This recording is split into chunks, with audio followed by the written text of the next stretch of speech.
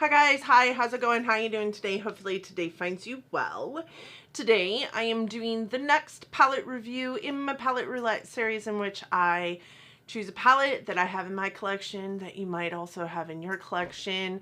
I utilize it for a week and I come back to you, I talk to you about my experiences with said palette, give you some swatches, show you some looks, and then we pick another palette, and we do this all over again every single week on Mondays, and I hope that you're here for it. For those of you new here, hi, my name is Donna. I'm so happy to have you here today. I am a lover of all things high-end, colorful beauty and self-care, and I also work in the beauty industry as a district leader for Ulta. I like to bring you all the education I'm receiving in my position at Ulta Beauty about the products that I'm putting on my face, my skin, my body, my whatevers. I also just kind of like to talk about makeup, and I pick you Pikachu because ain't nobody in my personal life giving a poop about me and what I have to say about makeup. I mean, they care. They'll listen, but they're just not as intrigued as you might be, because if you're here, you also like to chit chat about makeup. So I pick you. I hope you also pick me. And with that said, let's just kind of roll into this video. I am rocking some lashes today. I have to be honest with you, I really like these lashes. They are Violet Voss, like faux mink, and they are so soft and super easy. Actually, this was the easiest application of lashes I have ever had in my life. It's not really like bugging the inside of my lash line, and that's awesome. I did cut them a little bit on the ends so they weren't as long. Yeah, I kind of dig them. I don't know how long it's gonna last. Don't hold me to being a lash girl, but today as I'm filming this is National Lash Day, so I hope that y'all went out and got your lashes. As you're seeing this, Lash Day is over, so I'm sorry about that, but yeah. Let's roll into this palette that I pulled in last week. I did pull in the Ace Beauty, I believe it's Beaute, it might be, Beaute. I don't know. I've heard it said 100,000 different ways, so Ace Beaute is what we're gonna call it.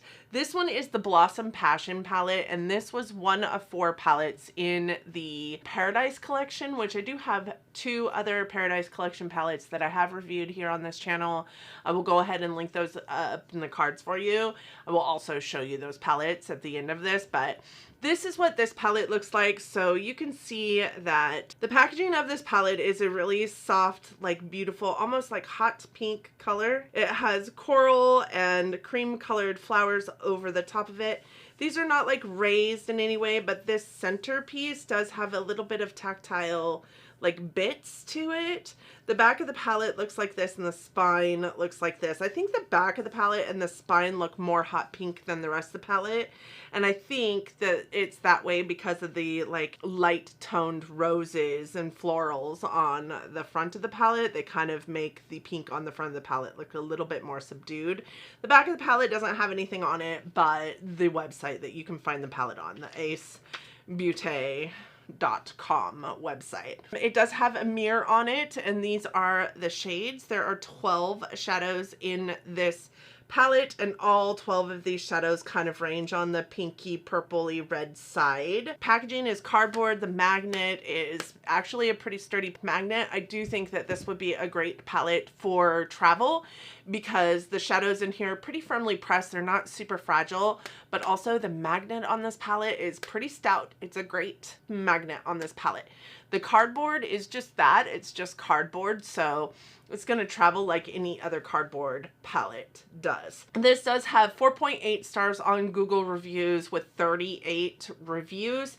It does have 5 stars on BoxyCharm, in which it showed up in a box for, and those 5 stars come in with 345 reviews. I do want to note that as I went through some of the reviews on that BoxyCharm website, that they were 5-star reviews from people who didn't get the palette and wish they had. So I'm not really certain that that is a true to representation 5-star review, but the Ace Beaute website also has a 5-star review on this palette with 83 reviews. There's not much out there stating that this palette is not great. What I will say though also is mine is the old formula, and they have since revamped the formula since I got mine. They revamped them because Angelica Nyquist did a review of all 4 of the palettes that came in this Paradise collection and had some things to say about it, and they reached out to her and they're like, hey, we'd love to redo this palette. Can we send you some samples of the formulas? Can you tell us what's missing? And she did that for them, and so they now have a whole new formulation for their shadows. These are cruelty-free and they are made with non-toxic ingredients, and they are from a Black woman-owned brand. So I thought that those were 3 of the things that many people would want to know walking into these palettes. They are made with the colors that tend to like to stain your eyes. These ones I haven't seen any staining in. This look is quite bright, and granted I haven't wiped it off yet, but I haven't seen any staining with these shadows since putting them on my face, and each one of the colors that is on my eye currently I have used in a previous eye looks. These palettes, as I said, have been in BoxyCharm. I know that they've also been in FabFitFun, so they are palettes that you can pick up through the subscription services, and that's how I got mine. I picked mine up from a FabFitFun edit sale, and I did get 3 of the 4 that are part of the 4 shadows in the Paradise collection.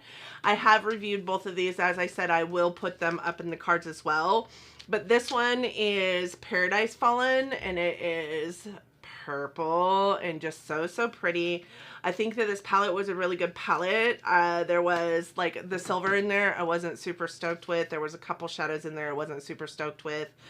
This one is in Classical Paradise, and you can see this one kind of has that fall color story, a little bit of like subculture vibes from it, honestly. And I did get along with that palette as well. I know why they reformulated, but I honestly don't have, like, I can make these work. Angelica said that in her video as well. She could make them work. There is some inconsistencies in the shadows, and I'll point those out to you. But I don't necessarily think the old formula was horrible. So if you have the old formula, don't walk into it thinking, oh, they reformulated, these are trash, because they're not. I actually quite enjoyed working with this palette. Ace Beaute, I think, has some really great pigmentation when it comes down to it. The one thing that I would say is that there's just a little bit of inconsistency in their shadows. Many of the mattes in this palette worked okay, and then the other ones worked great. These 4 shadows here, all 4 of them are mattes. All 4 of them really are the kind of shadows that you really kind of want to, you know, pack on top of each other, kind of layer. That's not how this palette works. And I think I said that with Classical Paradise and Paradise Fallen as well. You want to blend backwards with these palettes. If you are the kind of person that kind of likes the gradients, i.e. myself, I put the red into my crease first, and then I put the hot pink over the top of that, and then I put the lighter color over the top of that to blend it, because these just don't layer well, which translates to another person as not blendable. They're definitely blendable, they just don't want to layer. They get too much to them, maybe have a little bit thinner consistency than some of the other ones in this. They're not super opaque when you put them on. You have to build them up, and then there's just so much shadow on them that they just don't want to continue to build and layer. So that's what I would say about these. The shimmers are glorious. They're beautiful. Like, I have the shimmers on my lid clear out to actually the outer edge of my eye look. I have this shimmer on the outer third, this shimmer on the middle part, and this shimmer on the inner part. I think that they work well. The shimmers build very well. They layer very well. They're very, very nice shimmers. I do think that they work better with your finger, but I put all these shimmers on my lid on with a brush and didn't have any problems. You just have to use a really stiff brush, and maybe even a wet stiff brush. Primer, I would say, is a must with this palette for ease of use, because you have those shadows in there that don't like to really layer. I would also say that your primer should not be set. Setting your primer is going to not help you with blending these shadows or getting I guess not blending, but not getting the pigmentation that you want from them. So definitely primer is a must, but definitely do not set your primer. I would say also that primer is a must for not only the pigmentation piece of it, but also the longevity. I did see about an 8.5 hour wear time with a primer, which is phenomenal, but I only saw about a 6-hour wear time without a primer for the old formula. I'm not sure what the new formula will give you. There are 12 shadows in here, so you have mattes, metallics, and you have one satin. The one satin is this one right here. It does have, you know, this wonderful, beautiful, like satiny feel to it, silky feel to it, and it is very, very pigmented, but it performs very much like a matte would. It just has a little bit of sheen to it, just a little bit, but it doesn't like impact how you can work it on your eye look. And you can see there's no staining from that shadow. Just like I don't think that there's any staining from any of these shadows. I do think that this palette could have used, like, you know, a little more shimmers versus matte, just because there's a lot of mattes in here that don't really work 100%, and I really like the shimmers in here. But I do think that the balance of shimmers to the mattes in here is good, because each one of those shimmers helps tell the matte's story, if that makes any sense. I like a 50-50 or even a 60-40, and this does have a 60-40 with 8 mattes and 4 shimmers, or 8 mattes, 3 shimmers, 1 satin that can perform like a shimmer or a matte. So there's that. The best part about these eyeshadows and these shimmers specifically is they don't exacerbate texture. I don't think that I have, you know, aging eyes. I have like textured eyelids. I don't think any of these shimmers help to like create a problem with my aging eyes. I also don't feel like they create texture where there isn't any, which I have seen with shimmers before on my eyelids, just because my eyelids move. They're not super taut. I'm you know, 45. So there's that. I didn't have any problem with fallout with this palette, but I think I said the same thing about the other 2 palettes as well. Maybe the purple one, if I remember correctly, the purple one did have quite a bit of fallout, but not like horrible fallout, not fallout that was, you know, not something that I could deal with. But I didn't see any fallout with this palette, which was phenomenal considering the color story in this. Like pinks and reds sometimes are super hard to get off your face, especially if it's from a cruelty-free brand, because they're using dyes. With that said, we're gonna swatch this and then we'll pick a new palette. So I do have, the top row here is going to be Gardenia, which is a light peach matte. I would say that this is, if you're my skin tone or lighter, maybe even a smidge bit deeper, this would make a great transition shade, but it's also a wonderful blend out shade. Like you can blend any of these pinks with this peach and it's going to look very, very nice, and as it should have happened. Then we have Peony, which is a beautiful light pink shimmer, and you guys can see how icy that is. That is what is in the inner portion of my eye look today. Then we have Dahlia, which is a beautiful dusty rose matte, but it doesn't swatch well. You guys can see that. It does perform very well though. I think that this is probably one of the better performing mattes in the palette, along with that Gardenia shade. This one does feel a little bit more silky in the pan than the other mattes do. I would say maybe it even feels a little bit like Beauty, which is that satin shade in the palette, but it's not a satin. It doesn't have that sparkly tint to it. And then we have this one here, which is called Carnation, and it is a salmony matte. It is one of the ones that I don't think likes to layer very well. Then we have this one, which is Orchid, and it is a red shimmer. That is just such a pretty shimmer. This one is also in my eye look today. It's on the outer corner of my eye look. Such a pretty shimmer. Goes well with almost everything in this palette. I especially liked it with the darker shades in this palette. And then this red, which is actually It's actually on this end of the palette, but I'm going to put it over here because I always go too far in on this side. This one is called Red Rose, and it is just a red matte. I do think that this is a pretty true to red matte. All right, so those are the first shades in this palette, the first row. And Carnation, that salmony orange Carnation, this shade right here, is probably my least favorite in that row. I think it's a beautiful shadow, but I think that I struggled with the pigmentation on that one and layering that one and blending that one. And that's not a problem I've experienced with, you know, coral eyeshadows in the past. So the bottom row, we have Eros, which is a hot pink metallic. Then we have Love, which is a bright pink matte, and it is in my eye look today. So is Eros, actually. Those two are both in my eye look today. I love these pinks. They're so pretty. Then we have Beauty, which is the satin, and it is more of a bright, like, fuchsia. I would say that these two, the matte and the satin, really maybe didn't need to appear both in this palette, because when in an eye look you can't really tell the difference between them, because like I said, the satin does perform very well as a matte, so it might look a little bit deeper, but you can't really tell the difference. Then we have one of the darker shadows here, and also one of the ones that I think is hard to continue to layer into an eye look. This one is called Lust, and it is a burgundy, almost like brick red matte. Then we have Seductive, which is a like blackened plum matte. Also one of the ones that it doesn't like to layer, which is a shame because they are the deepest. And in my opinion, you need those shadows to create depth. They just don't pack well, and you need them to utilize for depth in this palette.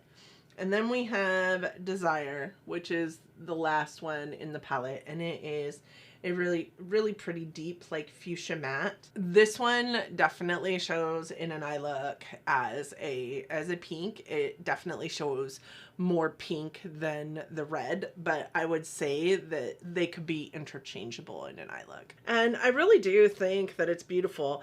I think for a palette that has as many pinks and reds in it as this one does, that you would see a lot more redundancy in the palette typically than what you're seeing in this palette. I really could find a different eye look for every single shadow in this palette and have it look different from the other shadow that I was placing in the same eye look with it, but also looked almost the same in the palette and almost looks the same in this, you know, swatch fest here. What I would say is, like I said, these two, I don't know that they needed to be in the same palette. One of them's a satin, one of them's a matte. I get the formula is different, but they perform and look almost identical in an eye look. One's a smidge bit deeper, and that is it. These two, this red here and this one up here, even though they look really similar in the swatch, this one over here does perform very much more pink, and this one performs very much more maybe orange red in eye look. That maybe blue red, orange red in an eye look. I really enjoyed working with this palette. I had a good time with it. All the looks that I came up with for using it were a lot of fun to create, honestly. These are the kind of palettes that I dig for, like, Instagram worthy eye looks, right? I had a lot of fun just playing with the crazy vibrant colors of it. I also get really bored because it's all a monotone color story. So if I had to choose over again, would I purchase this palette? Probably not. But I think I got it for $14, and it typically is $34.99. So the palette is $34.99 on the Ace Beaute website. They also used to sell it on Beauty Bay. I'm not sure that they do anymore, but it's 0.68 ounces of product. So each one of the pans of shadow is about 0.06 ounces of product. Maybe just a smidge shy, and that's really decent. I mean, that's a great price for 12 shadows.